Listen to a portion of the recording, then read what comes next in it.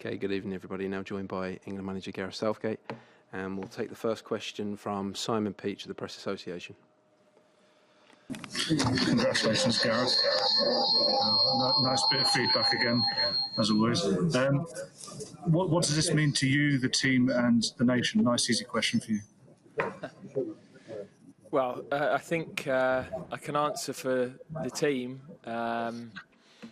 They've responded to what was always going to be a really challenging night. You know, we were so smooth through the quarter-final and, you know, relatively unscathed through the second round. So we knew that at some point we were going to concede and we would have to respond. Denmark have had an incredible tournament. I mean, I've got to give them huge credit. I thought they made it really difficult for us tonight. They pressed us so well, scored a fabulous goal. The boy's a super player. And but I think on the balance of play, you know, when you look at the number of saves we forced the goalkeeper to make and long periods of the game where I felt we were the biggest threat, I think we deserved it. And yeah, for our country, I mean, I've not heard this new Wembley like that ever. And to be able to share that with everybody and share it with everybody at home is very special. Thanks, Simon. Sammy Muckbell, Daily Mail. Hi, Gareth. Hi, Sammy. It must have been pretty torturous for you that whole 120 minutes. Can you talk a bit about the emotional rollercoaster that you personally went through? Well, I felt calm in the lead up to the game because I felt that the players, with what they've been through over the last few years, were ready. And you're never 100% sure how they'll react in those difficult moments, but we have talked about it and they stayed calm. I didn't think we kept the ball well enough through Denmark's pressure from their front three, and we're going to have to do that better on Sunday because Italy are very good at it. So we need to find better solutions with that. But we found a way to win, and we found a way to find the spaces further forward. Once we'd got into their half, we were a threat all night. All of our wide players, Raheem, Bukayo, Jack, Phil when he came on, Mason, you know, those players that got in between the lines or were in those one-against-one situations wide, they were a real handful. And we managed to create good openings. I thought the goalkeeper for them had a fantastic game. He's a top goalkeeper. But we found a way to win. The second half of extra time, I think it took us a while to realise actually just to keep the ball was the easiest way to finish the game off. It took us 5 minutes to work that out, and then we got clued into it. So we invited more pressure in that initial period than we needed to. No, huge credit. These players have been immense from the first day we met up at Middlesbrough. The whole group, the boys that didn't make the final cut, the group that have been here together, all of the staff, they deserve what's been a really special night. Alex Howell, BBC Sport. Hi, Gareth. Hi, congratulations. Thank you. Just wanted to touch on the end of the game on the team keeping the ball. How proud of you of how they dealt with the end of the game, and how were you trying to get your message onto them to keep it better when it got to that point?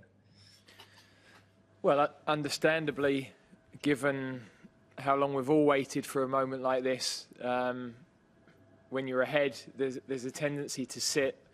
We changed the shape because we know that Denmark in those moments have thrown 4 players into the box, and we needed to keep pressure on high up the pitch, but to be able to have the numbers to defend those balls into the box.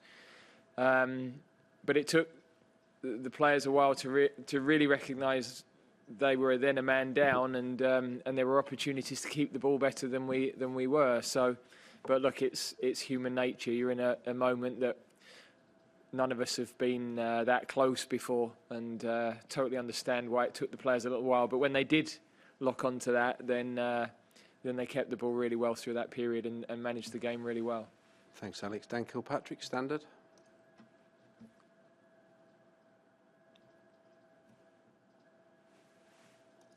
Dan, I can hear you now. Can you hear me? Yeah, we can. Yeah. I just want to ask you about Italy. Do you feel that's going to be the biggest test for your players so far, and particularly in terms of the experience they have at centre half and Bonucci and Chiellini? You know, how kind of canny do your forwards have to be to get the better of those two?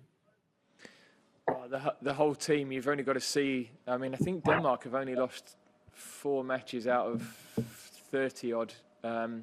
Italy's record is even better than that. They've been a top team for the last couple of years. We've followed their progress closely. We know the way they play. They play with great energy. They play with great style.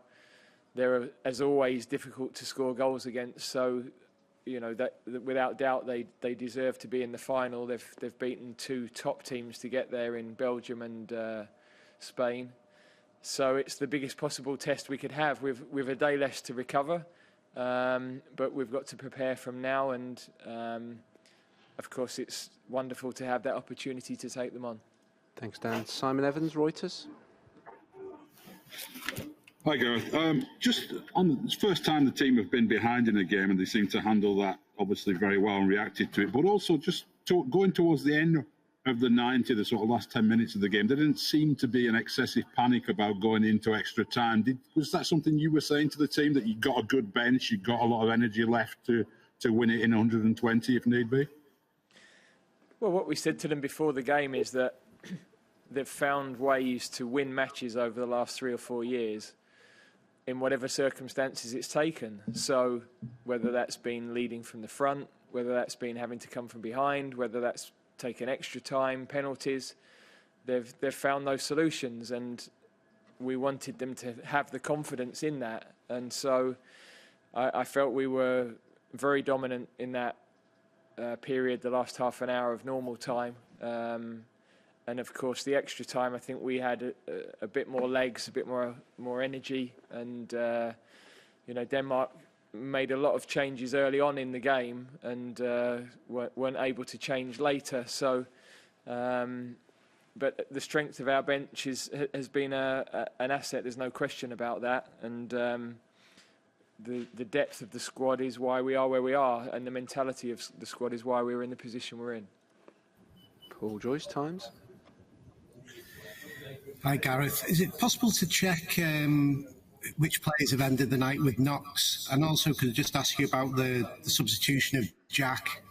It's a very brave substitution, but I guess at that point, it was just what's best for the team. Yeah. At the moment, it seems like everybody's come through the game okay in terms of injuries. But I'm not sure this is the best moment to assess everything. So anyway, they're not reporting anything.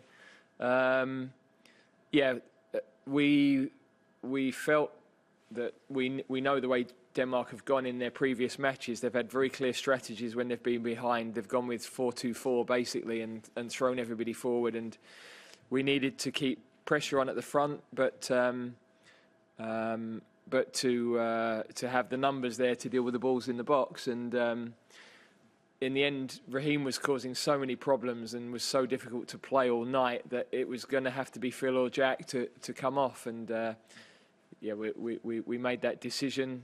Not an easy one, but Jack has totally understood it. And in the end, he said to me, "Well, Gaffer, it doesn't matter." Not really bothered, really. We've got to the final. But I must say, I thought he had absolutely the impact we were looking for at the moment when he came into the game. I mean, Bukayo had actually settled into the game. He started a bit nervously, but he was playing well. But we just felt that Jack could give us even more at that moment. And Raheem running at Vestergaard on the other side was a change we fancied seeing as well. So all of those attacking players with Harry as well gave a fantastic contribution tonight. Okay, Jonas Dalgaard, Denmark. Hi, Gareth. We just had the Danish press conference, and both Kasper Hjulmand and Martin Braithwaite felt a bit unfairly treated in the situation with the penalty, and whether there was a ball on the field as well. How did you see that, and do you understand that they can feel unfairly treated? Yeah, look, I think I saw the ball on the pitch, so I wasn't sure how that would be dealt with. But I saw a game in England before where that happened, and the goal wasn't disallowed. I haven't really seen the penalty situation, but a lot of people have asked me the same question. But I think on the statistics of the game, the number of saves, I mean, Kasper had an incredible game in goal, and I think we had the better of the chances, and we created far more chances. So probably on the balance of the game, I think we deserved it. But if you're to say to me that the penalty was soft, I can understand. I'd also just say I think Denmark have had an incredible tournament. I was talking to Simon Kjær at the end. His leadership, the way the team have played, the way they've responded to everything that's happened to them has been immense. They gave us an incredible game. We knew it was going to be difficult. We knew that before the autumn. We knew that from the games in the autumn. And they've got some very, very good players, and the coach has done a fantastic job. So they played an incredible tournament. Thanks. Rob Harris, AP. Hi, Gareth. Congratulations. Thank you. Have you had a chance to deliver a message to your players yet about the scale of this achievement on the pitch, or anyway, obviously all the and how hard was it making changes earlier, given the number available these days? Well, I think that we felt the team were playing well, so there's a risk that you feel the need to make changes and affect the game when, if the team are playing well, maybe you don't need to do too much. You know, all of the players that came into the game had a positive impact. It gave us the chance to have some freshness on the pitch, of course. And the opposition were constantly changing tactically, but we felt that the way we were dealing with that wasn't a huge problem. So sometimes it's bolder to do nothing, because the risk is if you don't do anything that it can go against you. But we were causing problems, we were creating chances, so we didn't see that problem within the game. Yeah, sorry, Rob, I've forgotten the rest of the question. Sorry, it was just if you had a message to your players at all yet. You managed to sort of gather them to give a big message. Yeah, I mean, look, we've had 2 minutes with them. They were all off doing interviews. A couple are in the drug testing. So, but we just said, look, they deserve this. You know, they've been fantastic as a group. The way they've supported each other right the way through this period. The guys that were with us in Middlesbrough, you know, Jesse, Prowsey, Ollie Watkins, Trent, you know, that they've all played a part in this, and they've been immense in their acceptance of the different roles and the moments to come in. We've got some stars who haven't had the amount of football they would want, you know, the likes of Marcus Rashford, who's just got on with things and accepted that at the moment he's had to wait and be patient. But we wouldn't have got to the point we've got to without that mentality of the whole group. And they can see what it's meant to the whole country tonight and what it's meant to the fans in the stadium. I've never known the new Wembley like this. So for all of them, you know, nights like tonight make it all worthwhile. Okay, we have a bus to St George's Park to catch, so we'll have to finish with Theo Squires and Liverpool Echo. Hi, Gareth. Congratulations.